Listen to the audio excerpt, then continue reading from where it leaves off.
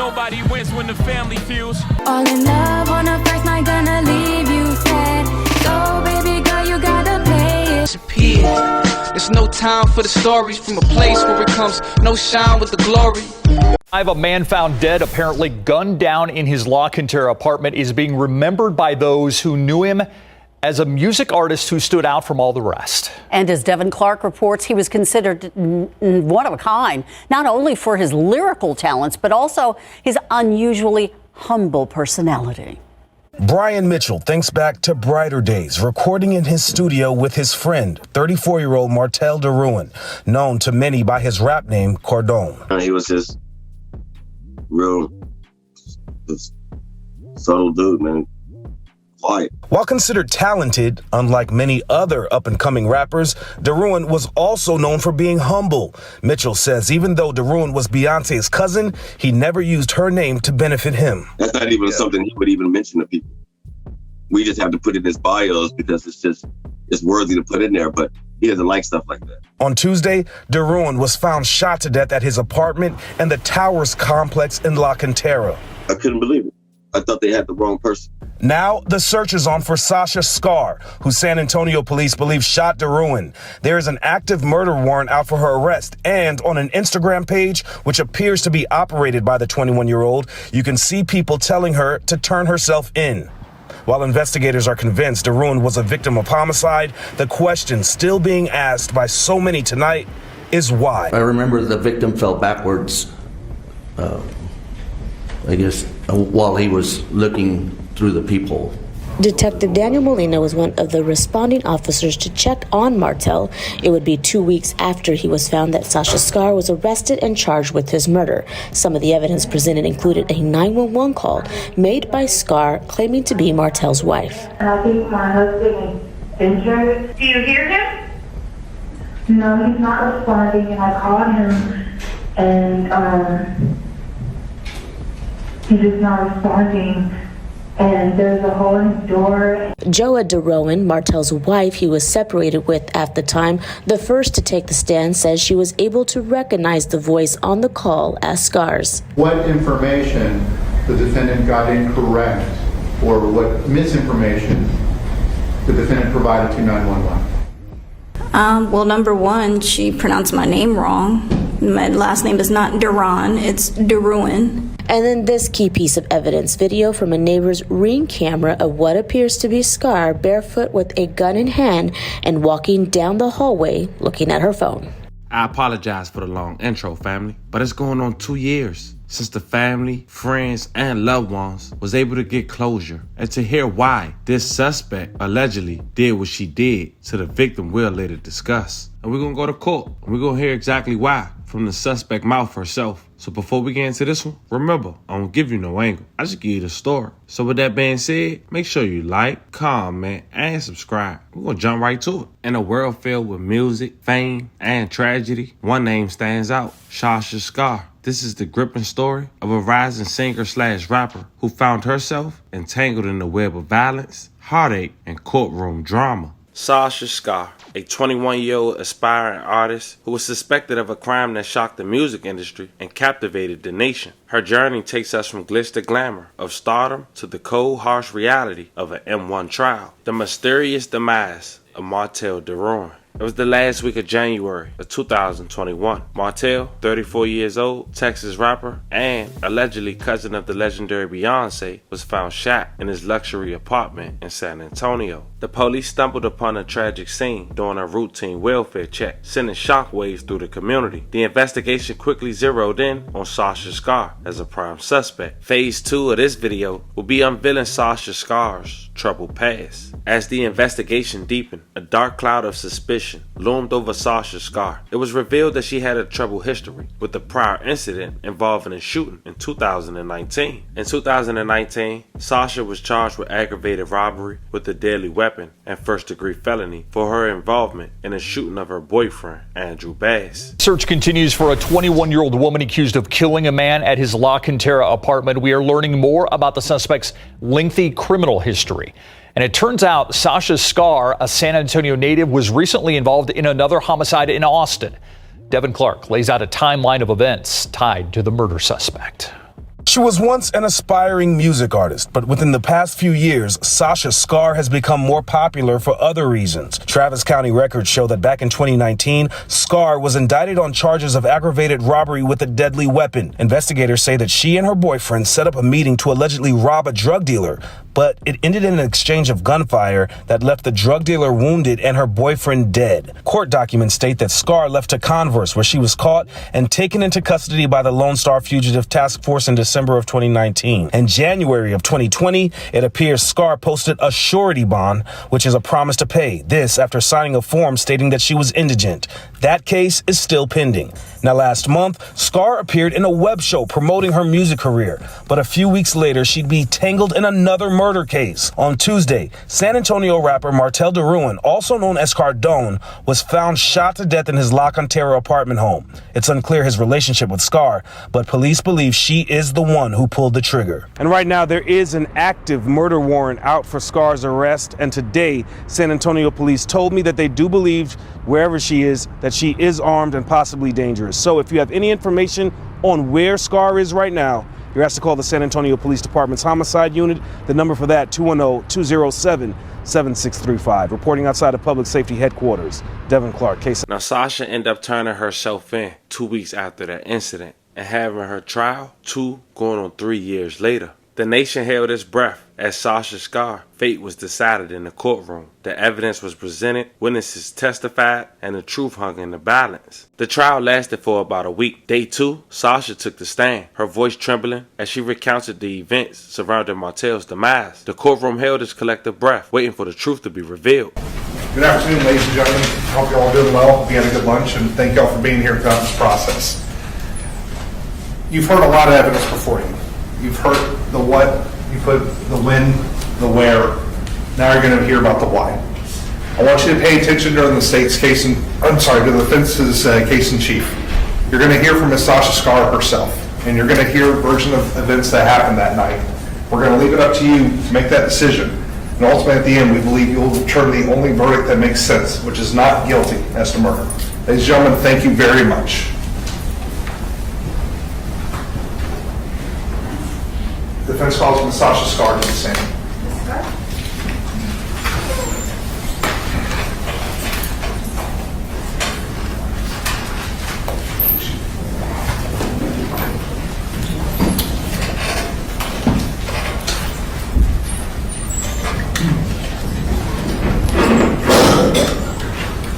Raise your right hand and state your full name. Do you swear or affirm that the testimony you are about to give will be the truth, the whole truth, and nothing but the truth? Yes, ma'am. Ms. Skare, I know you've been here, but I'm going to remind you, we have a court reporter here. If you would just please keep your voice up so that she can hear you, and you can use the microphone, and please do not talk over anybody else. Okay. Thank you. Good afternoon. Good afternoon. Obviously, we've met before, correct? Yes, sir. Would you please start by stating your name for the record? My name is Sasha Skare. And how old are you, Sasha? I'm 23. 23 years old. Back in January 2021, how old would you have been? I would have been 21. 21 years old. Okay. Yes. Just a little bit about yourself for the jury. Where were you born, ma'am? San Angelo, Texas. San Angelo, Texas. And you moved to San Antonio at some point? Yes. Okay. Do you remember when you came to San Antonio? When I was in the 5th grade. 5th grade? Yes. Did you live in San Antonio from that point onward? No, sir. No, sir. Where else did you live, ma'am? I lived in San Antonio up until I was a sophomore in high school, and I moved to Florida. I lived in Florida for 2 years, and I moved to Austin, Texas. To Austin, Texas? Yes. In January 2021, were you living in Austin? Yes, sir.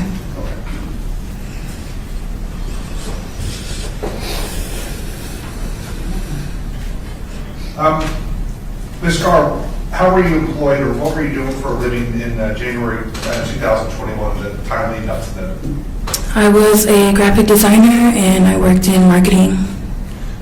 More specifically, what kind of marketing? Marketing for businesses. I was more of a freelance marketer and graphic designer. I would make logos, flyers, bulletin boards, anything that would advertise a business or an individual. Did you were you involved in a music career of any type? Yes, sir. Would you explain to the jury what that entailed? I would just write and record music, and after I would do that, I would release it if I liked it, and perform shows and stuff like that. And when did you start doing that now? I've been making music and performing music for most of my entire life.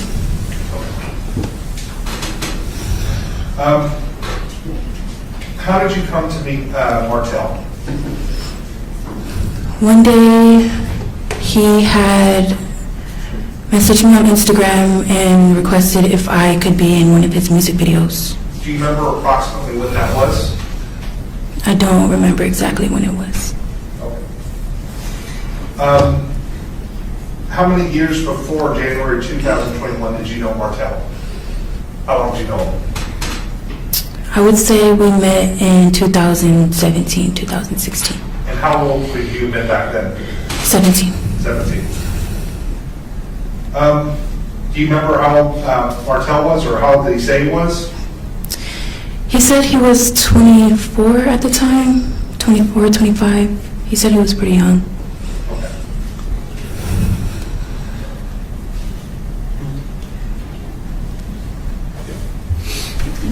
And how, you said that he had messaged you to be in a music video. What other, were you in any videos with Martel or for Martel? Yes, I was. Okay. Did you do any other work for Martel? Yes, I did. What kind of work? I made flyers for his shows. I would help him record his music, and we would collaborate with music together. You said collaborate with music together? Yes. Okay. Do you remember where y'all did the recordings together? Most of the time it was at his personal studio, but we also would go to studios in Austin. And the studio, his personal studio, where was that located?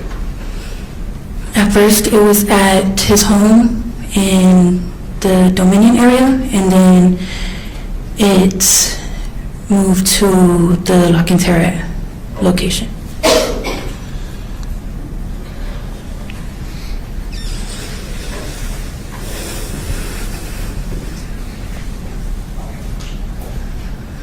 At some point, did yours and Martel's relationship move on from business and become more intimate?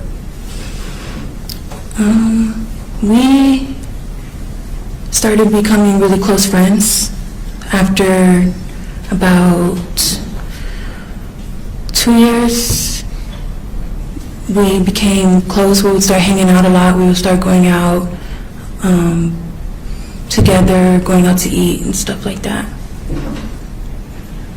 Did you and Martel ever have a dating or any kind of sexual relationship with each other? Yes, we did. Okay. No, it's not the most fun to put on personal life, but again, we just want you to be honest to everyone. When did y'all become more than friends? I would say it was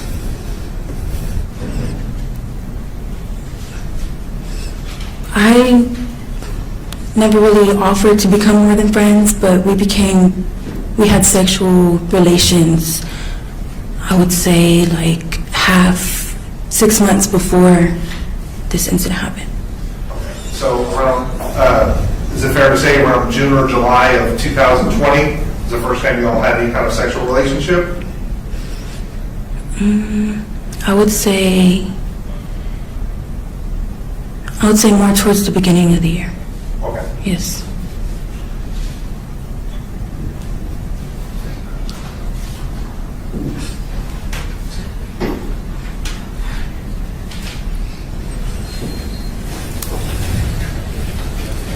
Did you ever stay the night at Martel's place? Yes. How many times approximately? When we first met, I stayed the night once at the Dominion area for music purposes. And then after about 2 years, I would stay the night consistently in order to do music. And over time, I would stay the night pretty consistently. And was that when he was at the Dominion or at La Quintera or somewhere else? That was at the La Quintera. At the La Quintera, okay. Yes. So when you started staying, just so we're clear, when you started staying over there consistently, was he living at La Quintera? Yes, he was living at the towers of La Quintera. How frequently would you go over there? I would say a couple times a month. During this time, we're talking, I guess, late 2020 or so, where were you living full time? In Austin. And did you have a car? No, sorry, I didn't. No. How did you get around? I would either request an Uber or a Lyft, or I would have others drive me around. All right. And how would you get to San Antonio? Usually Martel would come pick me up. He would come pick you up? Yes. Okay. Just speak up. I know you're soft spoken. Sorry. And I have bad hearing, so just try to speak up for me, man. Let's start talking about Friday of January 22nd. Where were you that day?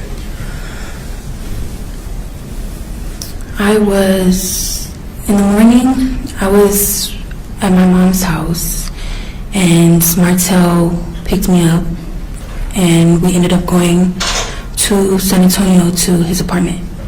And just so we're clear, where is your mom's house located? In Austin. In Austin.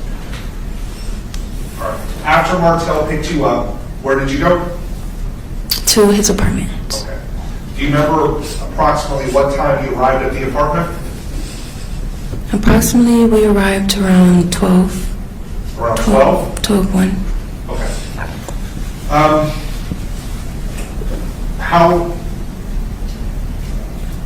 How did it start out? What did y'all do when you arrived? Well, we were planning for some shows we had the next day, and we initially agreed to come together to work on an upcoming show that we plan to have at a different date. So with all that going on, we were just agreed to come together to work on all of it together. Okay. So you said, if I understood you correctly, you said that you were working on a show that you had the following day, and then a few shows that were going to be later on? Yes. Okay. Did y'all have dinner that day, or lunch, or anything? I made dinner, yes. Do you remember what you made? I remember making fish fillet. Okay. Just something that was in the freezer or refrigerator? Yes. Okay. Just 1 second, John. Sure.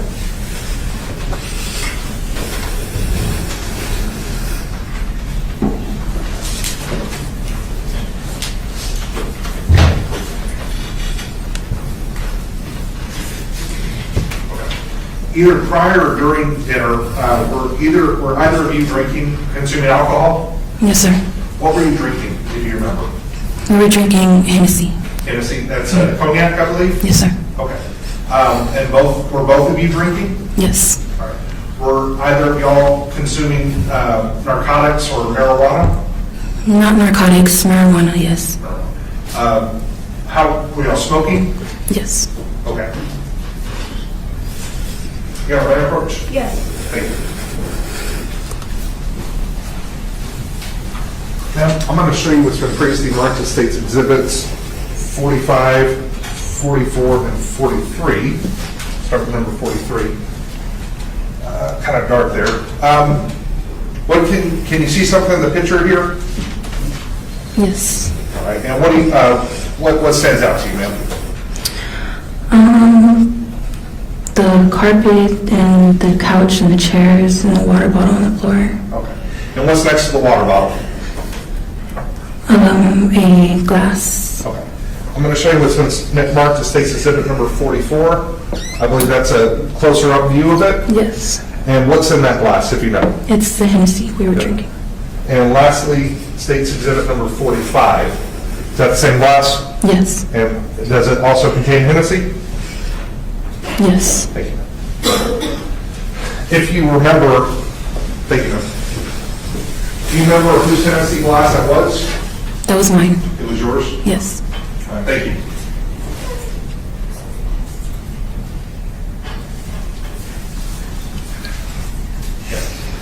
And Your Honor, I'm going to approach again? Yes. Thank you, ma'am. I'm going to go through some more photos that were also from the apartment. I'm going to show you what's been marked as State's Exhibit number 47. Sorry. And ma'am, what are we looking at here? We're looking at some art equipment. Okay. Art easel? Yes. Or, I think that's the right term. Are you a painter? Yes. Was that your painting? Yes. Okay. We see a brown bag here. Whose bag is that? That's my bag. Okay. And I'm going to show you this is marked as State's Exhibit 48. I believe it's a little bit closer up.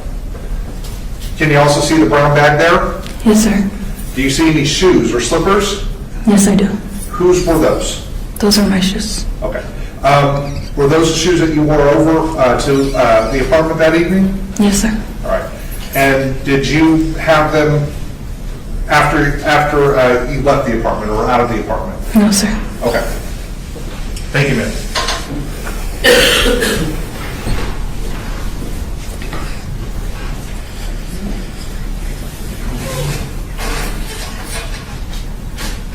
All right. So I believe you testified that you had made dinner. You said you had fish? Yes. Okay. Did you cook for both of you and Martel? Yes, sir. Okay. After y'all had eaten, what happened next? When we had eaten, that was when we decided to take a break from everything. And we ended up watching a show or movie. Do you remember approximately what time you were watching this movie? Around 7 or 8. 7 or 8 p.m.? Yes. All right. After the movie, what happened?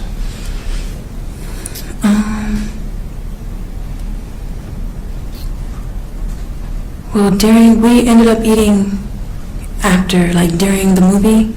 I was cooking and we ended up eating during that time. So, wow, yes. Oh, that's fine. You a bit nervous? Yes, a little bit. That's okay. Yes. So y'all had dinner in the movie, you're eating while you're watching the movie? Yes. Were you still drinking during this time? Yes. Okay.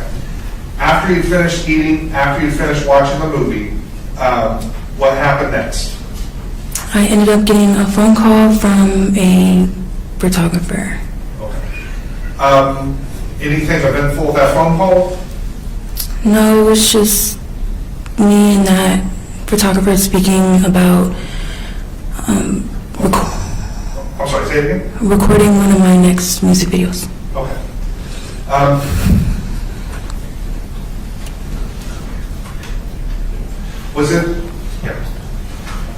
Was that phone call, was it private? Well, let me rephrase this. Were you talking to the person on the phone via speakerphone, or did you have it up to your ear?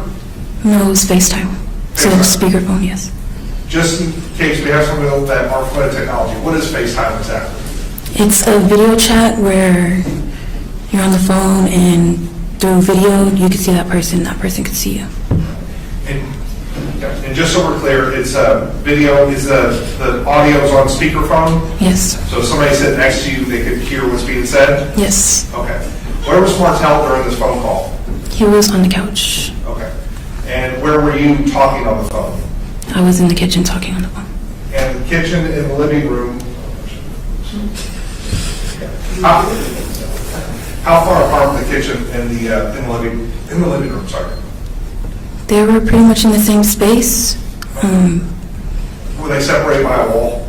Yes, by a counter, a bar. A counter, but not a full wall? No. All right, thank you, ma'am. After the phone call, Sasha, what happened next? I had ended up going to lay down Where did you go to lay down? in the bedroom on the bed. Just so we're clear, this is in Martel's apartment? Yes, sir. And how many bedrooms are in this apartment? Just one. Just one. You said you went, after you laid down on the bed, what happened next? I was getting ready to go to sleep. I was scrolling on my phone, and Martel came into the room and turned the lights on. I'm sorry, I didn't get the last part, ma'am. Right, he came into the room and turned the lights on. Turn the lights on. Yes. If he turned the lights on, is it a fair assumption to say the lights were off when you were laying down? Yes. Okay. After that, what happened? He just asked me to leave his apartment. And you're on a approach again? Yes. Thank you.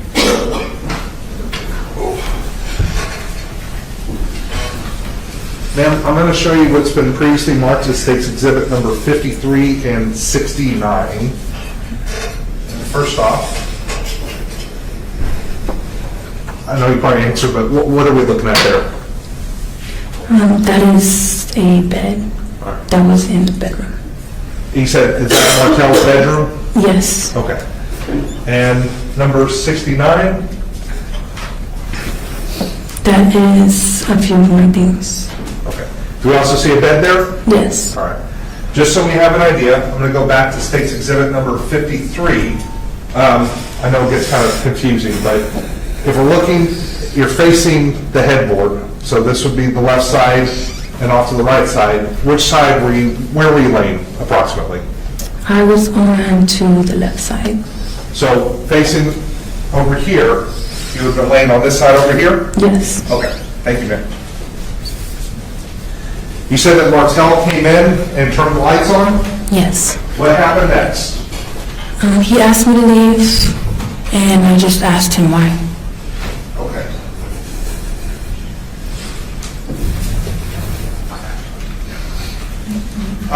You asked him why. Did he say anything else? Not that I remember. I don't remember what he said. I know that we ended up getting into an argument. You had an argument? Yes. Okay.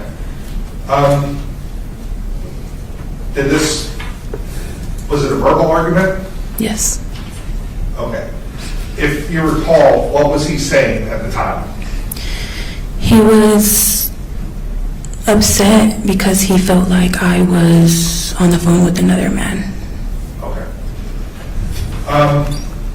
Did this verbal argument escalate into anything more physical? Yes, it did.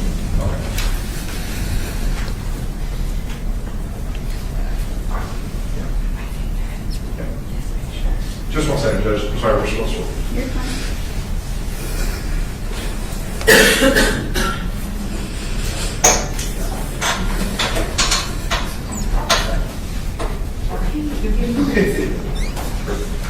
Got on that approach again?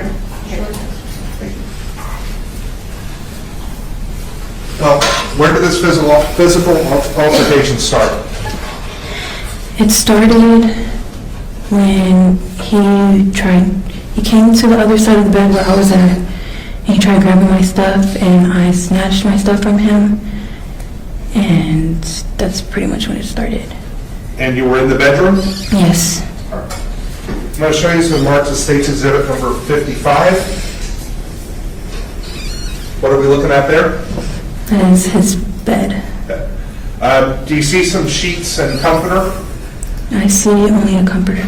Okay. Where is that at? In the bottom corner of the bed.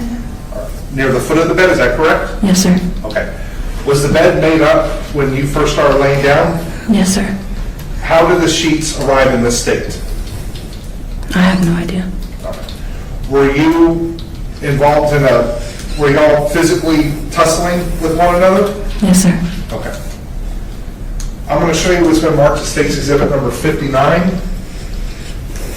Can you tell the jury what we're looking at there?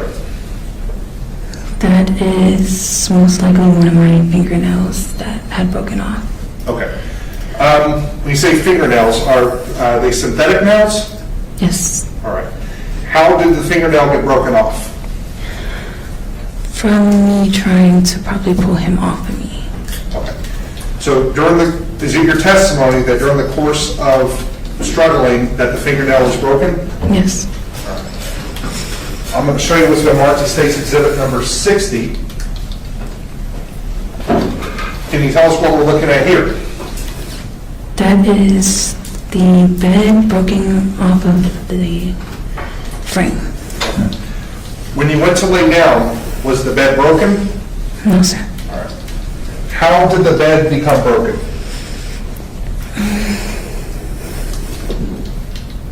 When I had stashed my stuff from him, he had tackled me onto the bed, and for what felt like a long time, he was hitting me, choking me, until up to the point where I couldn't breathe. And then the bed just broke all of a sudden. Okay. Did you feel the bed fall or collapse? Yes. Okay. Thank you, ma'am.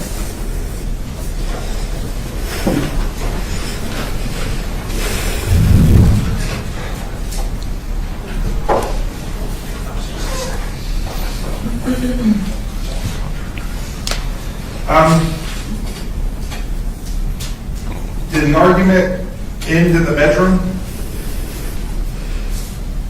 The argument, as far as verbal? The verbal or physical altercation, ma'am? No, it did not end in the bedroom. What happened after you were out of the bedroom? Oh, I'm sorry, I'm going to backtrack just a second.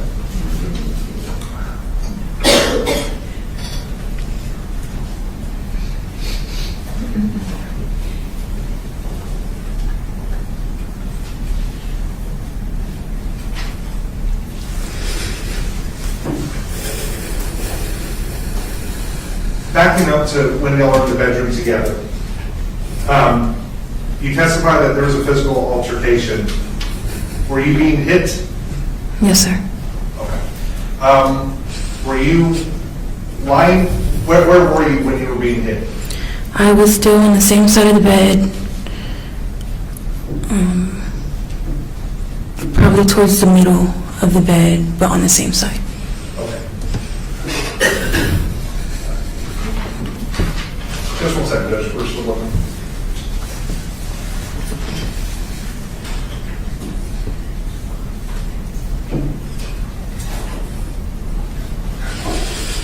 All right, I'm going to approach again. I'm going to show you again what's been marked as State's Exhibit number 54. I believe you testified that you were on an orientation of this picture up towards the top of the bed? In the middle. In the middle? Yes. Okay. At some point, did you crawl over the bed or get out of the bed? Yes, once the bed had broken, he ended up falling off the bed, and that's when I crawled across the bed. Okay. When you said you crawled across, yes, you would have gone from the side that's closest to the window towards the side that's close to the closet door? Yes. Okay. Ma'am, I'm going to show you what's been marked as State's Exhibit number 75. Do you recognize this photo? I recognize what's in it, yes. All right, and what's in it? It's a basket that was used as sort of like a drawer. Okay. Where was this drawer located, this makeshift drawer? In one of his nightstands. All right. I'm going to show you what's been marked as State's Exhibit 67. If you know, is this the nightstand that it was placed into? No, sir. That is not the one? Okay, that's what I'm asking. Was there a weapon located inside the makeshift drawer? I'm going back to State's Exhibit 75. Yes, there was. All right. Did you grab the weapon? Yes, I did. Okay. Why did you grab the weapon? I grabbed it to tell him, after I grabbed it, I told him, don't touch me. Okay. Were you in fear for your life at that point? Yes, I was. Okay. And why were you in fear for your life? Because up until the bed had broke, he was still hitting me, and I was unable to breathe. So I was panicking at that point.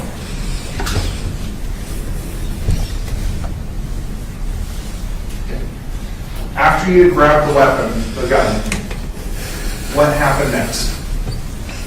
I told him, don't touch me. I started backing up out of the bedroom. When I backed up out of the bedroom, he started following me. I started grabbing dishes out of the cabinets and throwing it in between us. Okay. And I'm going to show you some photos here, ma'am. Just a second.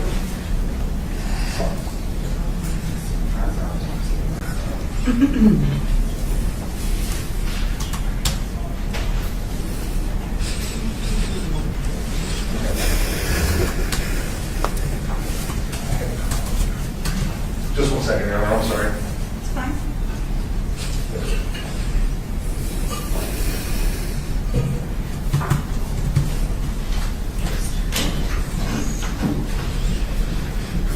Your Honor, want to approach again? Yes. All right. Ma'am, I'm going to show you what's in Martel State's Exhibit number 23. Can you tell us what we're looking at here? That is the kitchen with the broken glass on the floor. Okay. And the broken glass, where do you see it in relation to the counter? I would say it's in the middle of the kitchen, closest to the counter. Okay. And just so we're clear, do you see a door leading into another room in this photo? Yes, sir. Where does that door lead to? To the bedroom. So when you came out of the bedroom, you were in the kitchen area? Yes, sir. Okay. And showing you what's been marked as State's Exhibit 24, what is this a picture of? It's a picture of the broken dishes that I had through. And similarly, State's Exhibit 25. Is this if you know, is this also a photo of the kitchen? Yes, sir. Okay. I'm going to also show you what's marked as State's Exhibit number 22. Do you see anything out of place in this photo? Yes, I do. What do you see? The chair that has fallen over. If you know, how did the chair get knocked over? I don't know. You don't know. How it got knocked over.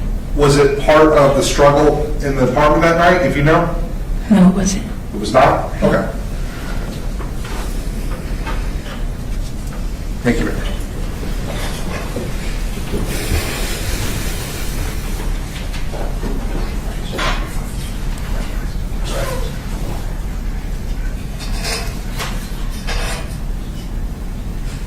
Okay.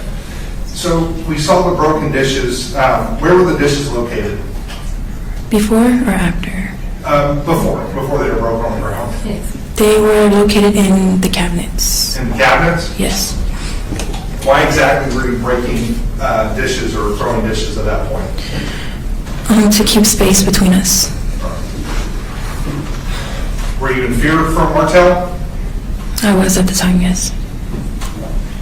After the dishes got broken, what happened next? After the dishes had got broken, I had to go over the kitchen counter, and that's when I just ran outside the door. You went over the kitchen counter? Yes. And then you went outside the door? Yes. Okay. Did you have a weapon with you still? Yes, I did. All right. Did you have any shoes on when you left it? No, I didn't. All right. Did you have time to grab shoes? No. And did you have your cell phone with you? Yes. All right. What happened next? What happened next is I just remember trying to get in contact with anybody that I could. How were you trying to get in contact with them? On my phone. On your phone? Yes. What types of people are you trying to get in contact with? Some of my friends that stayed in San Antonio. Okay. What happened next, ma'am? I realized that my phone was going to die, and I ended up knocking on a neighbor's door and asking for a charger. Okay. Were you able to get a phone charger? Yes. What happened next? I ended up going to charge my phone in one of the hallways. Was that on the same floor that you came from or a different floor? It was a different floor.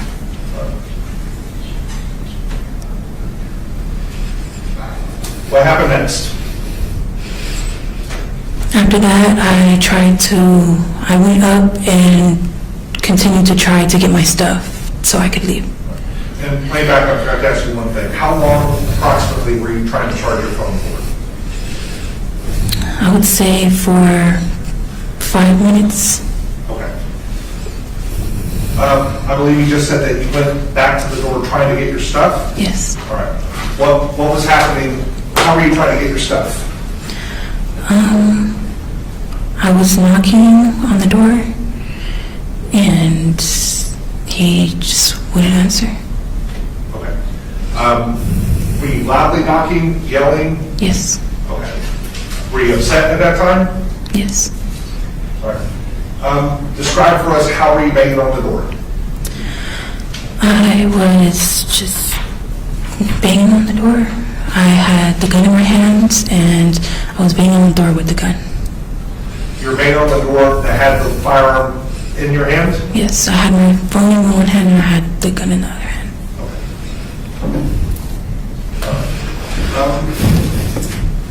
Your Honor, I wonder if it's possible that we can have her come to the well here for demonstrative purposes to illustrate. Ma'am, would you please come down? Ms. Skare, I'm just going to ask you to keep your voice up if you do say anything so that we can be sure to hear you. Yes, ma'am. Thank you.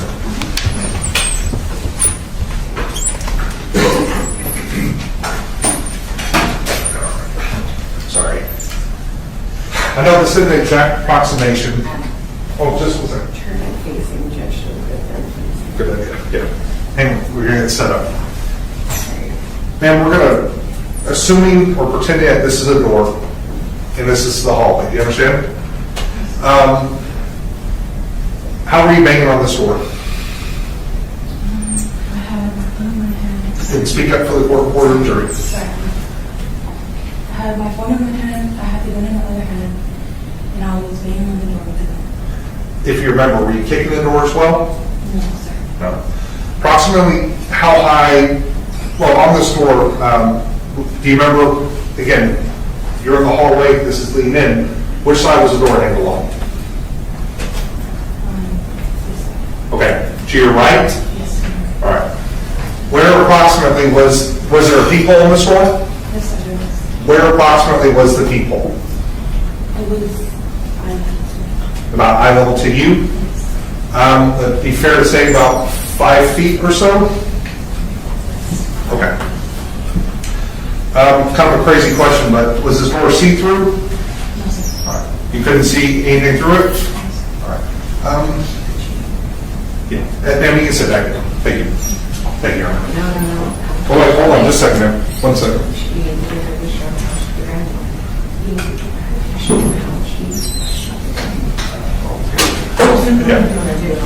Yeah. Let's do it right now, so we don't have that sitting there. I apologize, ma'am. During this time, you're banging on the door. Was Martel talking to you? All right. Was he yelling, screaming, making any kind of noise? Was the door locked? Okay. At some point, yeah, and please keep your voice up. Know you're soft spoken.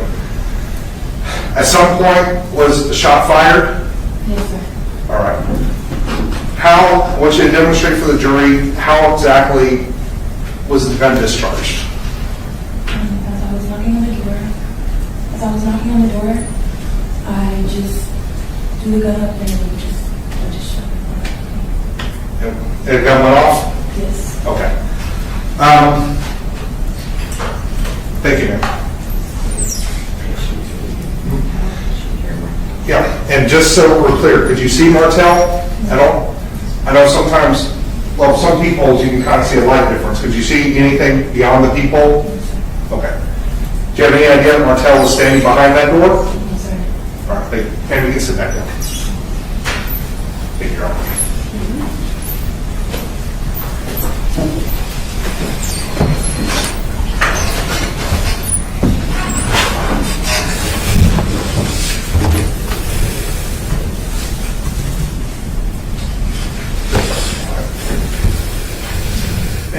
testify that after you left the apartment the first time, that you were banging on the door, is that correct? That I came back and started being on the door? No, ma'am. I believe you testified that you went over the kitchen counter and then you left the apartment through the front door. Yes. At some point, you went back to the door, you were banging on it, kicking, yelling. I was banging on it and I was yelling. Was Martel ever talking to you during this time? No, sir. Did he answer you in any way? No, sir. And did you know he was standing behind the door? No, sir, I didn't. After the gun goes off, what happened next? I continued to knock on the door, and after that, I walked to the stairwell right across from the door. And when you went to the stairwell, what happened next? That's when I ended up calling the police. You heard previously it was admitted a 911 call where a caller identifies themselves as Joya. Do you remember hearing that? Yes, I remember hearing that. Who was the person that placed that 911 call? That was me. Your name is not Joya? No, sir. Okay. Why did you give a false name in the 911 call? At that time, I really wasn't in the right mind, and I'm not really used to calling the police, so I felt like since that was his wife, I just felt like I should, I guess, present myself as her. Were you scared that night? Yes, I was.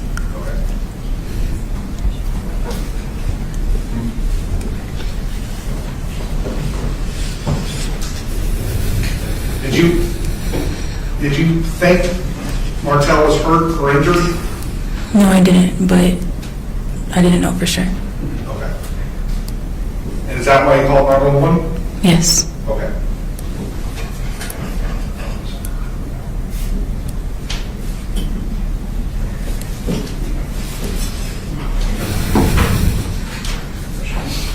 Just one moment. Got me approach again? Yes, sir.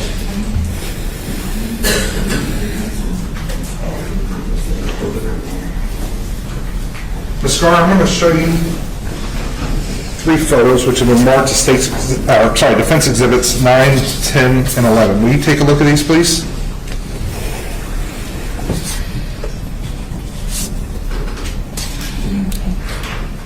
Yes. All right. Having had a chance to look at these photos, do you recognize them? Yes, I do. What are they photos of? They are photos of me. I'm sorry, say it again. They are photos of me. Okay. Who took these photos? I did. All right. Was it taken as a selfie? Yes. And when were these taken? A couple days after. A couple days? Yes. After which date? After Friday the 22nd. All right. Your Honor, I'm going to tender to the state what's been marked as defense exhibits 9, 10, and 11. Okay. Any objection, we move to admit them.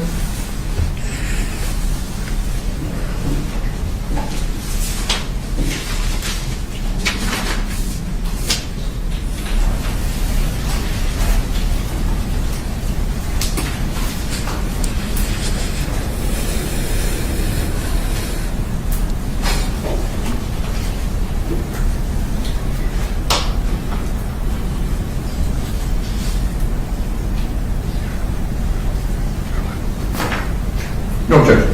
Thank you. Your Honor, may I publish? Defense exhibits 9, 10, and 11 are admitted. They may be published. Thank you, Your Honor. Ma'am, I'm going to start with what's been marked as defense exhibits 9. And just one second. How do you, well, I'm going to try to zoom in a little bit on this one. There you go. Okay. There you go. Ma'am, who's this a photo of? That's me. Okay. And again, you said, when were these photos taken? Were this photo taken? A couple days after. Okay. Do you have any visible injuries in this photo? Yes, I do. Which injuries do you have, ma'am? I have a bruised eye and a few scratches on my neck. Okay. I'm going to again show you I'm going to show you what's been marked as defense exhibit number 10. Again, we tell the jury what's in this photo. That's a photo of me.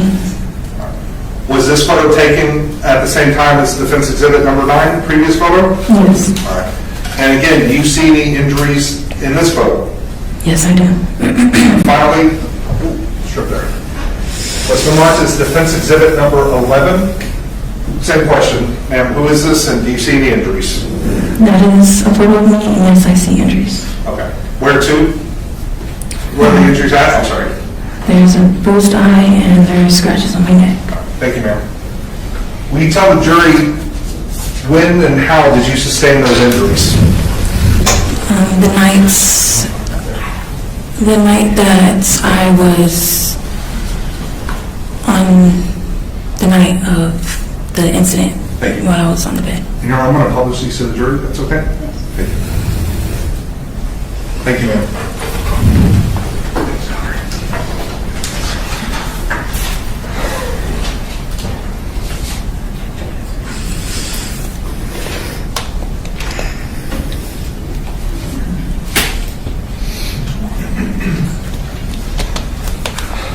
Ma'am, you testified that there was a single shot fired.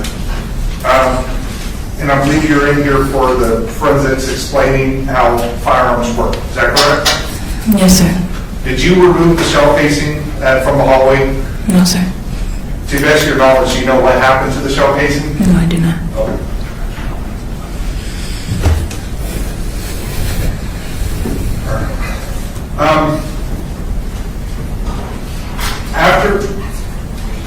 Okay. After the gun fired, I believe you said you called 911. Is that correct? Yes, sir. All right. What happened after you called 911, ma'am? After I called 911, I sat there and I waited for my ride. You had a ride. Did you leave the apartments? Yes. And where did you go? I went back to Austin. First I went to a hotel in San Antonio and then I went back to Austin. Okay. What happened to the firearm, Sasha? I had to end up just throwing it in the dumpster. Okay. Why did you do that? Because I didn't want to walk around with the weapon. At that time, did you realize that Martel was either hurt, injured, or killed? No, I didn't. Right. At some point, did you learn that Martel was injured or killed? Yes, I did. If you remember, when did you learn about it? When there was a warrant for my arrest. How did you find out that there was a warrant for your arrest? Not only did I have people tell me, I saw it on the internet. Did you, after you found out there was a warrant, what did you do?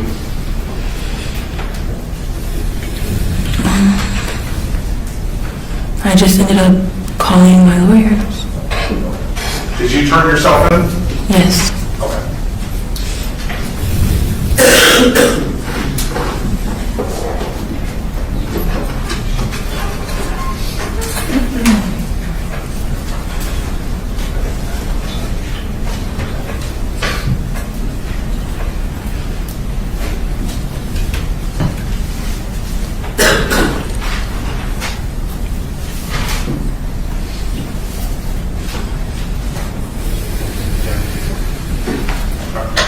Ms. Skare, when you fired that shot, did you know Martel was behind that door? No, sir, I didn't. Did you mean to hurt Martel? Not at all. Tell the jury, what was your intent when that gun fired?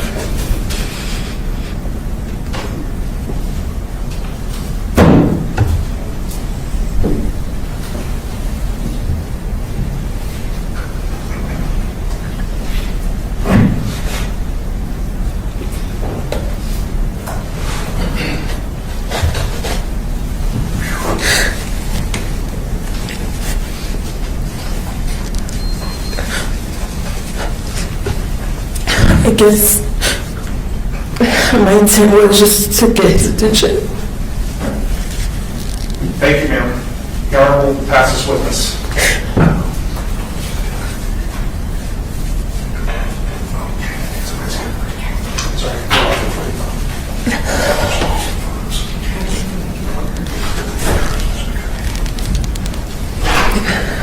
Judge, I didn't have a moment to go through some photographs.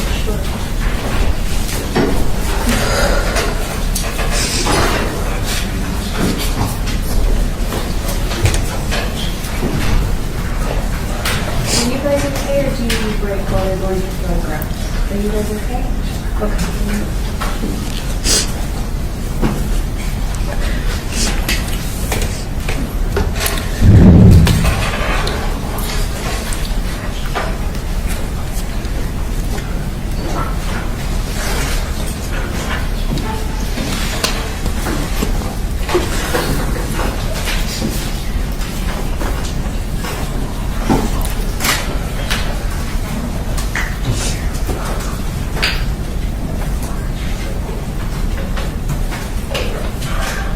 Ms. Skare, good afternoon.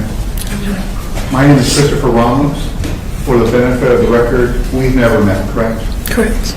We've never spoken, correct? Correct. We've never had a meeting together, correct? Yes. Up until this moment, we've never said one word to one another. Correct. I'm going to ask you to speak as loud as you can so everybody can hear you. I'm also going to ask you, if I ask you a question that you don't understand, before you answer, please ask for clarification. Yes, sir.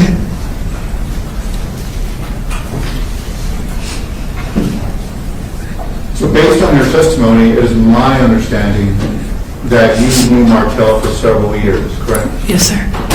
And during that time, you guys worked together? Yes, sir. And during that time, as time went on, you became intimate partners together? Yes, sir. And you shared an intimate relationship together? Yes, sir. And I presume you cared about him? Yes, I did. And on January 22nd, you were at his residence, you were painting at some point, correct? Yes, sir. And you described all the things that you did with him or in the apartment, correct? Yes, sir. And you described the circumstance in which you're in the bedroom, on the bed, and Martel comes in and he says, "Get your stuff and get out." Correct? Yes, sir. And it is your testimony that came out of the blue. Yes, sir. He just snapped him out of the blue. Yes, sir.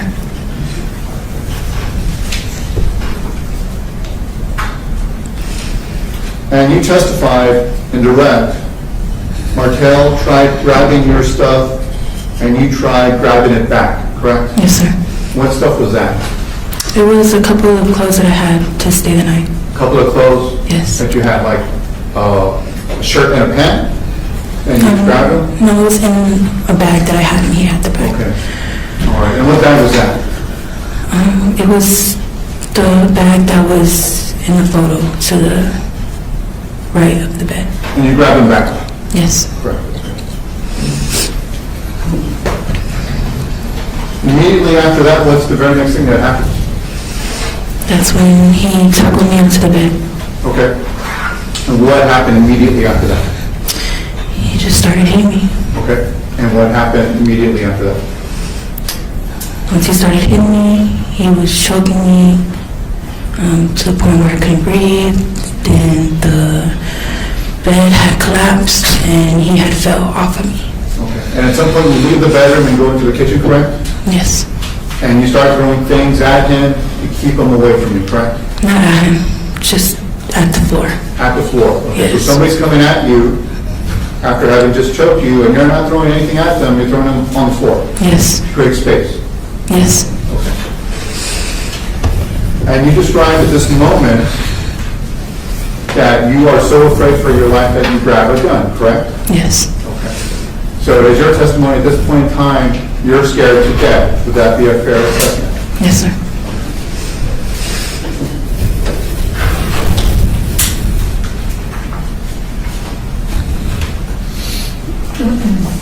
And it's when he handed you your stuff, he's like, or he wanted you to leave, correct? Yes, sir.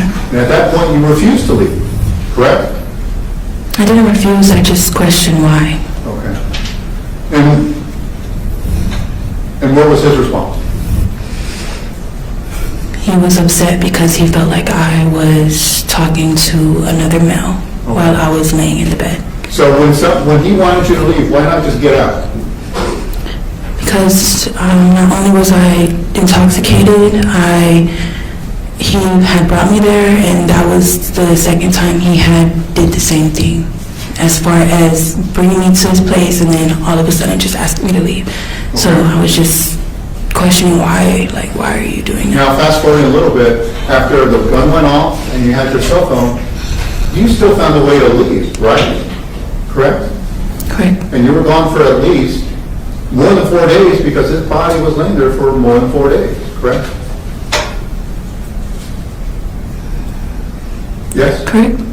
So at the end of the day, whether or not you had a car or not didn't matter because you were able to be gone for a long time, correct? Correct.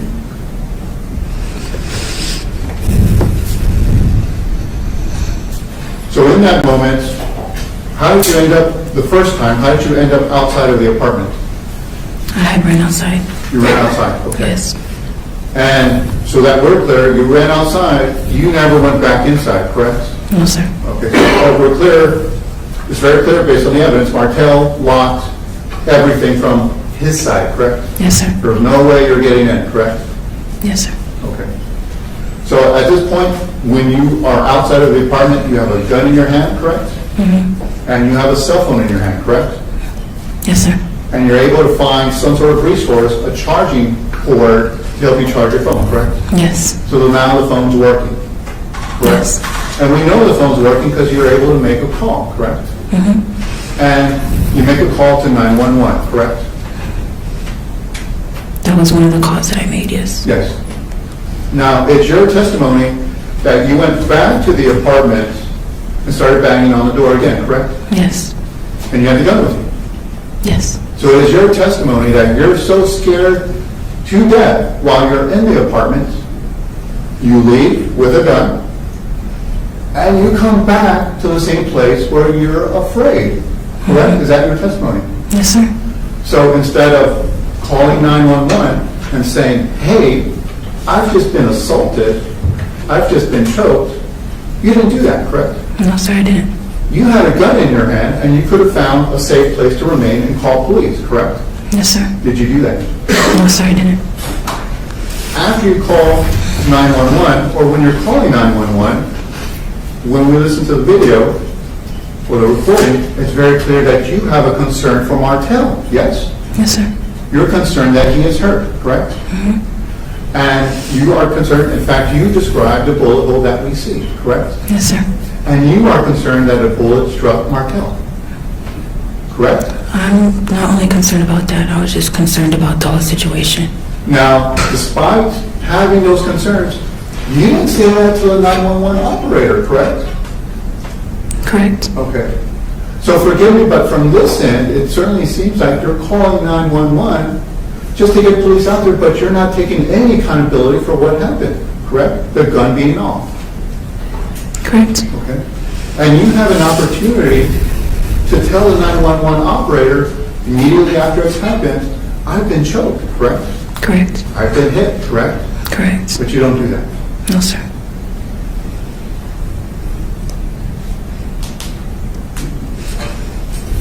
And forgive me, but from this vantage point, it doesn't make a lot of sense for somebody who's claimed to be so afraid for their life in an apartment to go back to the apartment and start knocking on the door. Can you understand why that doesn't make sense to me? Yes, I understand.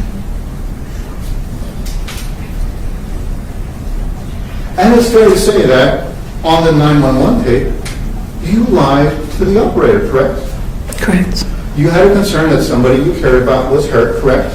Correct. And you lied about his condition, correct? Let me rephrase, you lied about your concern about his condition, correct? You knew a bullet went in there, but you didn't tell the 911 operator. I knew the bullet had entered the apartment. Right. And you were concerned that he was struck by the bullet, correct? if he was, yes. And you didn't say that concern to the 911 operator, did you? I said that there was a hole in the door, yes. But it would have made more sense to say, hey, I accidentally shot a gun that went through the door. That would have made a lot more sense, correct? Yeah, it would have made more sense.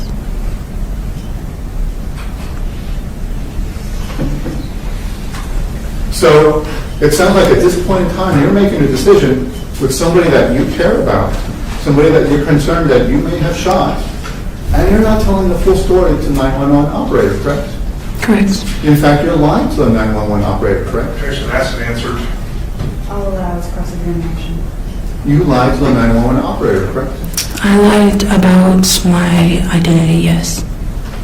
But you did not give the operator the full information, correct? You didn't tell the operator that you shot through the door. No, I didn't.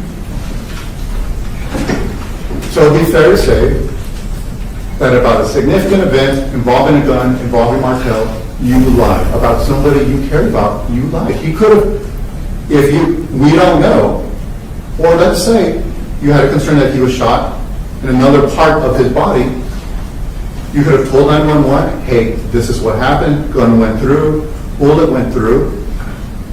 I'm concerned that he's really hurt. Steps could have been taken to save his life if he had been shot somewhere else, correct? Correct. Can you see from my standpoint, it doesn't necessarily seem that you're terribly concerned for his safety? Well, I didn't necessarily lie about what happened. I just didn't say everything. That's fair. That's a fair point. You did not say everything. I submit to you, I submit this. You're not saying fully everything what happened on that night. You're saying portions of it. Mm-hmm.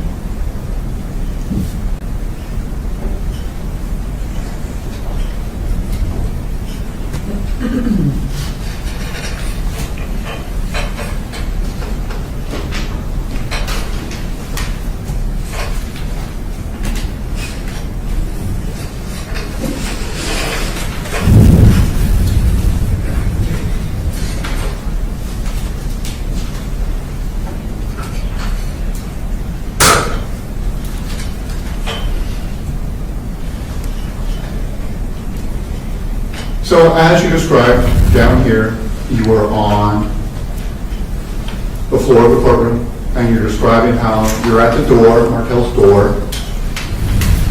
Gun is in your right hand, correct? Correct. Cell phone is in your left hand, correct? Correct. And despite being scared to death earlier, you still returned to that door, correct? Correct. And you're banging to get let in, correct? And your description, can you show me from where you're at, because we have a sense of, let's pretend where you're at, right in front of you, that wood in front of you is the door. Can you demonstrate to me how your hands were as you were banging on the door? Can you show me with your hands, please? I would say they were just like this. Can you hold I had them the up gun in my high, hand. please? Can you, exactly as how you remember it? I had the gun in my hand and Okay. The gun is in your hand. Yes. You're handling it the normal way somebody would, correct? Correct. And if you're banging on the door like this, the barrel is facing up, correct? Correct. You would agree with me that in order for the bullet to go through the door, the barrel would have been downward, straightward, correct? Facing into the door? Not necessarily. Not necessarily. So your testimony is the gun is like this, correct? And the bullet discharged, correct? It would have gone up, yes? I didn't say discharged at that point. Okay. Show me the moment it was discharged. After I was knocking, Show me with your hand, please. I just lifted it up and just shot. I You didn't. lifted it up and shot. Yes. You lifted it up and shot. Yes. You would agree with me that in order for the bullet to go through the door and hit Martel, the bullet or the gun barrel would have need to be straight to go through the door, correct? You would agree with me? Not necessarily. You don't think so?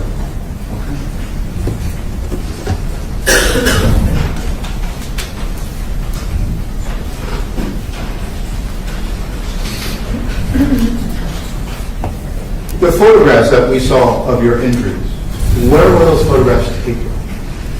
Those photographs were taken in Austin. Okay. And why did you take those photographs? Because I realized there was a warrant for my arrest. Okay.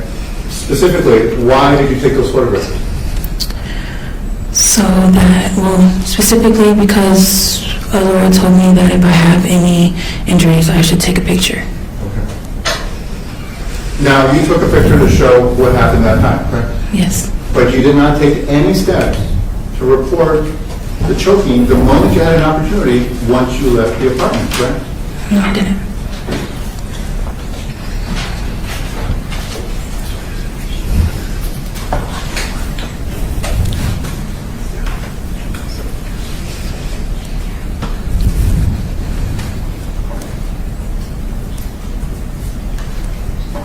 Can you describe for us the moment that you're leaving the bedroom to get away from Martel? You described you went. Can you describe what happened? As I was leaving, I was backing up. I backed up into the kitchen, and I just kept telling him to don't touch me, stay away from me, and I was throwing the dishes on the floor. Okay. And what happened immediately after that? Immediately after that, I went over the counter and I ran out the door. Say that last part again. I went over the counter and I ran out the door. And how did you go over the counter? I just lifted myself up and crawled over the counter. So I believe that you threw something down to the ground and broke it, because we have a picture of that. I don't object.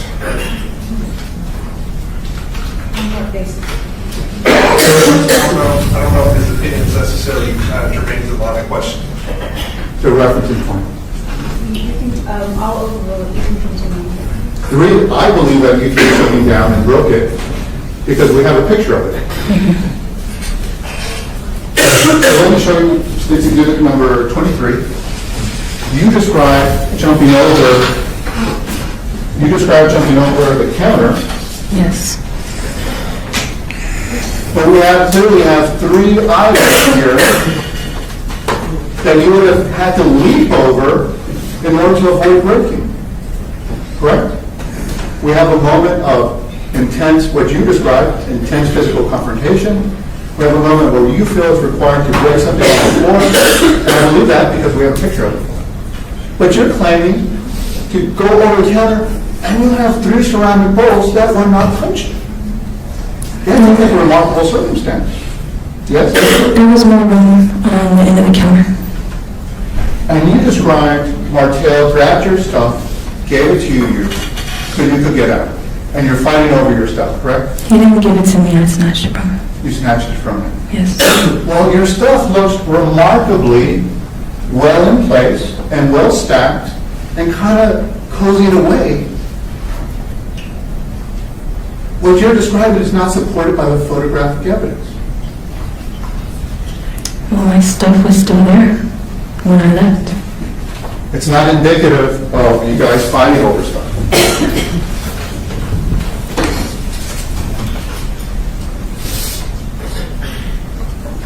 You said there was more room in the counter. Let's take a look at that. Let me show you State's Exhibit number 26. State's Exhibit number 26, we have more room at the end of the counter. It seems physically impossible for you to leap over it. From this angle, you would agree with that, correct? It might seem like it. I'll pass a witness. Not that one. No, one minute, I figured this. You got a man approach? Yes. All right. Sasha, I'm going to show you again what's been marked State's Exhibit 23. You went over the counter? Yes. Why did you go over the counter?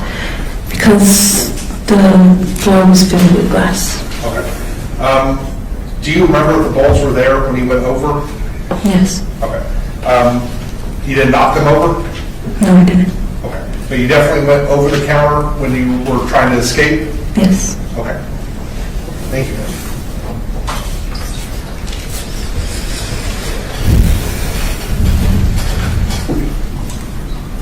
Let me ask you, Ms. Skare, here you go.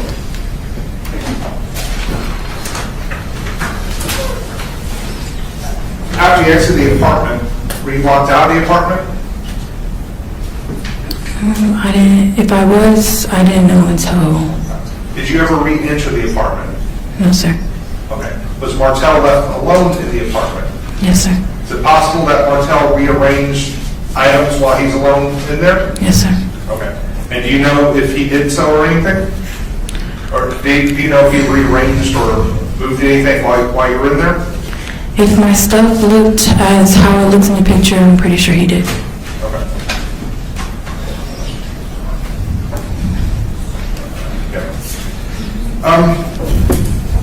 Ma'am, was your property still located inside that apartment? Yes, sir. What items of yours were in that apartment? It was my art supplies, my purse, which contained my personal information, and a couple of overnight things as far as clothes. Did you have any credit cards or money on you when you left that apartment? Yes, sir. You had not on me, not on me. Okay. Where were your personal items such as money, credit cards, debit cards, etc.? It was still in the apartment. All right. And that was behind the door that was closed and locked? Yes. All right. Prior to this night, had you and Martel ever had any other fights? Yes. All right. How many times did y'all fight, if you know? Just physically one other time. And it was physical? Yes. Did he hit you? Yes. What else did he do? He pulled his gun out on me. Do you remember approximately when that was? Approximately it was a month or two before this incident. All right. So why would you go around him again? Well, I stopped speaking to him for within those couple months, and I didn't have no intention of speaking to him again. But one holiday, Christmas, my family had invited him over as a surprise for me. So then what happened? Then once I realized he was there, I told my family, like, why would y'all invite him over without my knowledge? And I took the opportunity to, I guess, hear him out, and I just forgave him. And y'all started hanging out again after that? Yes.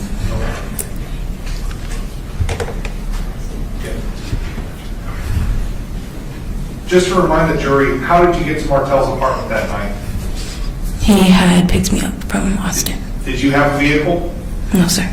When you were out in the hallway, did you have any money, credit cards, anything on you? No, sir. Okay.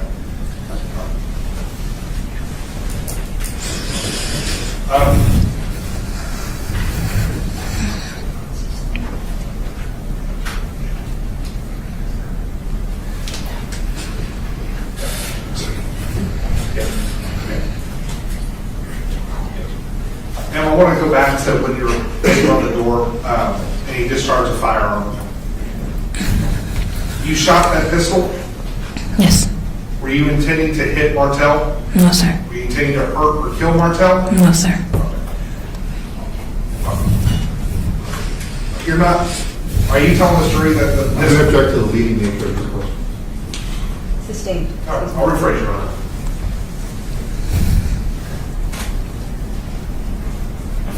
If you know, what position was the pistol when you shot it?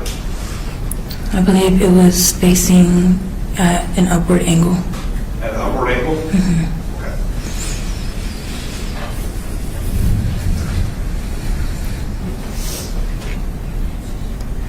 Why do you say you believe it was facing at an upward angle? Because I didn't bring it and shoot it. I raised my hand and I shot it as I was raising my hand. Okay. So just so I understand, and you can show with your right-handed? Yes, sir. All right. If you can show the jury, raise your hand up, and it was, as you're raising it, you shot it as your hand was raising? Yes. Okay. So is it your testimony that you were shooting into the air? Yes, sir. I didn't necessarily shoot in the air, but I was just shooting up. Okay. As the weapon was rising, the shot went off? Yes. Okay. Thank you, ma'am. And just to reiterate, Martel had not talked to you from behind that door? No, sir. All right. Did he make any kind of noise from behind the door? No, sir. Did he make any indication he was standing directly behind that door? No, sir. Your Honor, we'll pass the witness.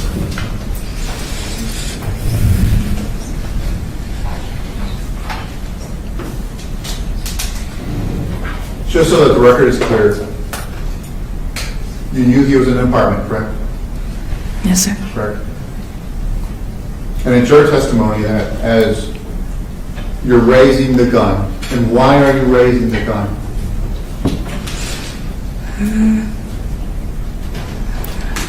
I guess because at the time I just went mad. I just wouldn't say. Why are you raising the gun?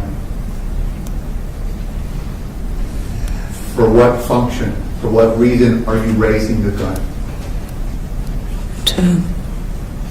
I wouldn't necessarily say to shoot it because. Then why?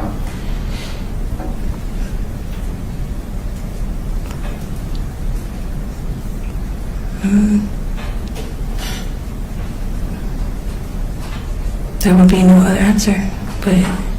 The other answer is that you're angry and decided to shoot at him.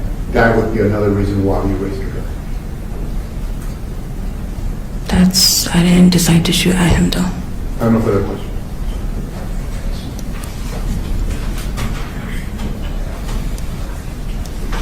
No further questions, Your Honor. May this witness be excused? Yes, Your Honor. Ms. Skare, you can return to your seat. Thank you very much.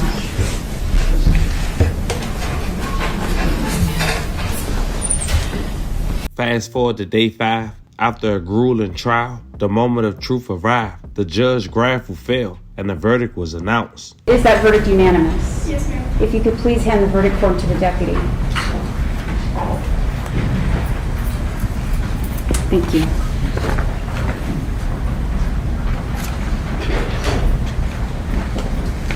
I do find that your verdict is in proper form, and I do accept your verdict. And if Ms. Skare could please rise. In 2021 CR 3863, the State of Texas versus Sasha Skare, punishment verdict. We, the jury, having found that the defendant is guilty of the offense of murder, now return this verdict as to her punishment. 1, we assess her punishment at confinement in the institutional division of the Texas Department of Criminal Justice for a term of 55 years. In addition, we assess no fine. Signed, the presiding juror. Does any side have a motion? May you poll the jury, please? Yes, you may have a seat. Ladies and gentlemen, we are going to engage in the polling process once again. I am going to assign you a number, starting with the gentleman in the back, rounding into and ending with the presiding juror. Juror number 1, is this your verdict? Yes. Juror number 2, is this your verdict? Yes. Juror number 3, is this your verdict? Yes. Juror number 4, is this your verdict? Yes. Juror number 5, is this your verdict? Juror number 6, is this your verdict? Yes. Juror number 7, is this your verdict? Yes. Juror number 8, is this your verdict? Yes. Juror number 9, is this your verdict? Yes. Juror number 10, is this your verdict? Yes. Juror number 11, is this your verdict? Yes. And juror number 12, is this your verdict? Are there any other motions from either side? Nothing from defense, Your Honor. And if Ms. Skare could please rise. Mr. LaHood, is there any legal reason why Ms. Skare cannot be sentenced today? No, Your Honor. Ms. Skare, there being no legal reason that I cannot sentence you today, it is the judgment of the court in accordance with the punishment verdict of this jury that you serve 55 years in the Texas Department of Criminal Justice Institutional Division. There will be no fine. You will be getting credit for the time that you've served. You may have a seat, Ms. Skare, and I understand there is victim impact. Yes, ma'am. Okay, if we could reconfigure the court for victim impact, please.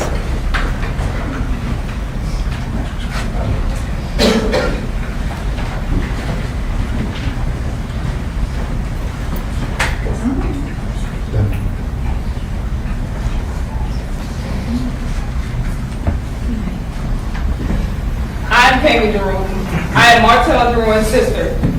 Martel was a phenomenal man. He was an amazing son, brother, husband, family member, and friend. My brother was not only a musical artist, with musical pursuits via Empire and the Orchard/Sony Music. Alongside with working with major producers and other artists, he was a disabled veteran who served 6 years in the United States Air Force in the Intel Department, which I am joining and will be following in my brother's footsteps. Martel was a multi-talented man. He was going to college for engineering music alongside with being an artist. Martel had a great ear for music. He encouraged everyone around him to make music, including myself. He was the true definition of a multitasker and a go-getter. Martel was a huge inspiration to anyone who was around him or met him. He encouraged and displayed to others that any of your goals can be achieved. Martel was very talented artistically. He was able to sketch drawings and paint beautiful murals of his interests, such as his favorite basketball players. Did I mention that he was also very good at basketball? He pursued many careers, such as an airman, an artist, a musician, an engineer, real estate, and a food connoisseur. Yes, he was a food lover such as myself. My brother and I had much in common. From our personalities, our talents, interests, down to our freckles. Being Martel's sister, his goal was to always make me happy or see me smile. He was loving, kind, patient, generous, and always looked out for others before himself. He loved everyone, especially his family, and wanted to see others come together. He was not a confrontational person. I am proud and thankful to have had Martel as my brother. Sasha, the pain and agony that you brought upon my family is unbearable. You deserve every single consequence that you caused from your own actions. Nothing in this world that one does will ever go unanswered. Remember that. Look at what you've done. You've gathered everyone together out of your own selfishness, just to get viewed as the person you truly and exactly are. How does it feel? You deserve this. Your time is up, and the time has come for you to pay for what you've done. Lying, manipulating, deceiving, hurting, and destroying others emotionally and physically gets you nowhere in life, but the place you will be suffering is for the rest of your life. So fix your sheets, if you have any, because you've made your bed and now it's time to lay in it. Thank you. Thank you. Mr. Ramos, is that all? Yes, ma'am. Okay. If you want to go ahead and have a seat, Ms. Skare. Ladies and gentlemen, I am going to go ahead and release you. You are now released. You are now released from your instructions from this court, which means that you may talk to whoever you'd like to regarding your experience and regarding the case. You do not have to talk to anyone you do not want to talk to. I'm going to go ahead and release you to the back to collect your belongings, and thank you very, very much for your service. Have a good day. As we wrap this video up, we want to say once again, rest in peace to Martel and love and condolences to his family. The tragic saga of Sasha Skare came to an end, leaving behind a shattered dream, a broken heart, and unanswered questions. Still, it serves as a daily reminder that in the world of music, fame, and money, darkness can lurk in unexpected places. Family, let me know how you guys feel about this one in the comments. Don't forget to like and subscribe. Until then, I'll catch you guys on the next one.